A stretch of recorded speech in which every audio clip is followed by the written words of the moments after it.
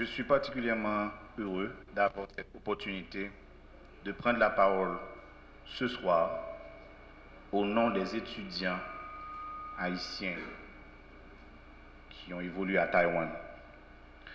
Nous avons eu des formations différentes, sur des durées différentes, dans des villes différentes, sur des périodes différentes, bien sûr dans des langues différentes.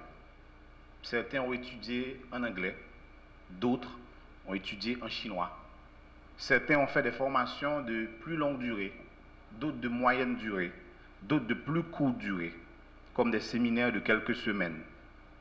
Certains ont étudié à Taipei, d'autres à Tainan, à Taoyuan, à Hsinchu, à Taichung, etc. 10 ans de cela, ou peut-être jusqu'à l'année dernière, nous avons eu d'expériences différentes. Nous avons appris des leçons différentes. Nous avons développé différentes perceptions par rapport au pays, par rapport aux gens. Mais nous avons 3 choses en commun. Nous sommes tous haïtiens. Nous sommes tous des bénéficiaires directs de la relation haïtiano-taïwanaise. Et enfin, nous sommes tous des ambassadeurs haïtiens à Taïwan et ambassadeurs taïwanais en Haïti. Parce que nous sommes là pour promouvoir les relations, partager les expériences, informer, mais surtout défendre cet héritage, défendre les bienfaits de cette relation diplomatique qui va au-delà d'une relation diplomatique, qui est une relation commerciale, une relation économique, une relation amicale. En témoignent les multiples projets financés, supportés, gérés par Taïwan en Haïti, que ce soit dans le secteur agricole, infrastructurel, sans oublier les plus d'une centaine de bourses d'études déjà accordées au cours des 10-15 dernières années. Je veux ainsi prêter la voix de tous les étudiants qui ont fait l'expérience à Taïwan pour dire merci à Taïwan et souhaiter du même coup la bienvenue au nouvel ambassadeur. Nous sommes reconnaissants pour ce que nous avons reçu de Taïwan et par le fait que notre pays et notre communauté peuvent en bénéficier. Taïwan a participé énormément dans ce que nous sommes aujourd'hui. Nous, anciens étudiants de Taïwan, toutes générations confondues, tout programme confondu, nous avons la responsabilité de rester connectés, de rester soudés. La réussite individuelle n'est pas une réussite quand le collectif ne réussit pas. Nous sommes condamnés à travailler ensemble. Nous devons ainsi nous assurer qu'un comité dynamique soit élu pour donner les orientations, planifier les activités et surtout renforcer l'association. Nous voulons garder la flamme allumée pour ne pas nous réunir par occasion mais de manière régulière. Cérémonie faite à l'intention des anciens boursiers de la République de Chine. Nous savons tous que c'est une tradition en Haïti, que chaque année, des Haïtiens des 2 sexes partent dans ce pays très beau pour effectuer des études dans plusieurs domaines d'intérêt national. Personnellement, je connais plusieurs personnes, dont des médecins, qui se sont spécialisés dans plusieurs disciplines. Ces amis m'ont toujours parlé de manière très positive de ce pays, de Chiang Kai-shek, le fondateur de votre nation. Ils m'ont toujours parlé de manière très positive de votre culture, de la richesse de vos traditions plus que millénaires. Mais ce qui m'a toujours fasciné, c'est comment un pays comme le vôtre, malgré toutes les difficultés de l'environnement géopolitique, a pu toujours présenter le visage d'une nation dynamique et prospère. Ce constat m'a amené à rechercher la cause fondamentale de cette prospérité et j'ai trouvé qu'elle se trouvait principalement dans l'éducation et l'excellence de ces universités. C'est sans aucun doute cette forte tradition universitaire qui fait de vous une référence dans le système d'enseignement supérieur des nations du Sud-Est asiatique. Notre nation, Haïti, peut certainement tirer des leçons de votre système.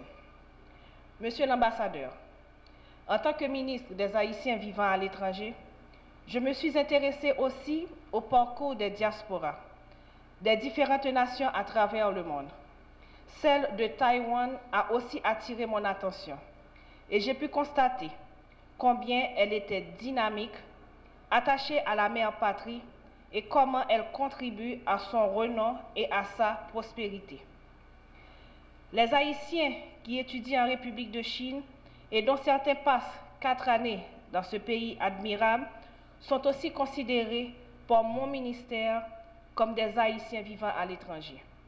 C'est pourquoi d'ailleurs, je suis ici ce soir pour vous montrer combien j'adore l'importance des Haïtiens qui étudient en République de Chine actuellement ou qui ont terminé avec leurs études. Il y a quelques semaines de cela, j'ai appris via les médias qu'un jeune Haïtien étudiant à Taïwan avait réalisé une invention à partir d'un sac à dos. Cela a rapidement capté mon esprit et c'est précisément ce que mon ministère, à travers sa feuille de route, recherche. Les jeunes scientifiques comme vous, qui sont de la diaspora, et on aimerait vous revoir en Haïti. Car c'est cette capacité d'invention technique et de technologie de ces ressortissants qui viennent en Haïti ou ailleurs qui permettra à notre pays d'entrer dans la voie du développement durable. Nous espérons que nous pourrons rencontrer bientôt ce jeune pour le féliciter de façon honorifique. Mesdames, Messieurs, honorables députés, chers anciens étudiants, la cérémonie de ce soir a pour principal objectif d'honorer et de rencontrer d'anciens étudiants qui ont vécu à Taïwan. Je sais qu'ils ont gardé de beaux souvenirs de ce pays qu'ils parlaient d'autrefois, Formose, c'est-à-dire la très belle. Vous êtes de retour en Haïti pour mettre vos connaissances au service du pays en vue de son développement intégral et intégré. Le ministère des Haïtiens vivant à l'étranger compte sur vous pour la transmission et la diffusion de ces connaissances acquises au sein de la société haïtienne. Dans le cadre de la mise en œuvre de la feuille de route du MAV, nous aurons certainement besoin de vous. C'est pourquoi je vous invite donc à passer nous voir au ministère afin de définir avec vous une stratégie d'intégration entrant dans le cadre de la feuille de route susmentionnée. Nous aurons certainement besoin de vous afin de définir un programme et des projets en vue de développer vos capacités intellectuelles, techniques et scientifiques pour le développement de notre pays. Je vous souhaite du succès, beaucoup de succès. Vous pouvez, en dépit de nos faibles moyens budgétaires et financiers, compter sur nous, car ce n'est pas l'argent qui compte dans le démarrage d'un programme ou d'un projet. Ce sont avant tout des idées et la puissance de ces idées. C'est avec un grand plaisir que nous vous recevons ce soir pour la 4e édition de l'Assemblée générale de l'Association des alumni de Taïwan. Nous tenons à vous exprimer notre joie de vous voir ici présents afin de rehausser notre amitié. Il n'y a pas de futur pour une société sans éducation.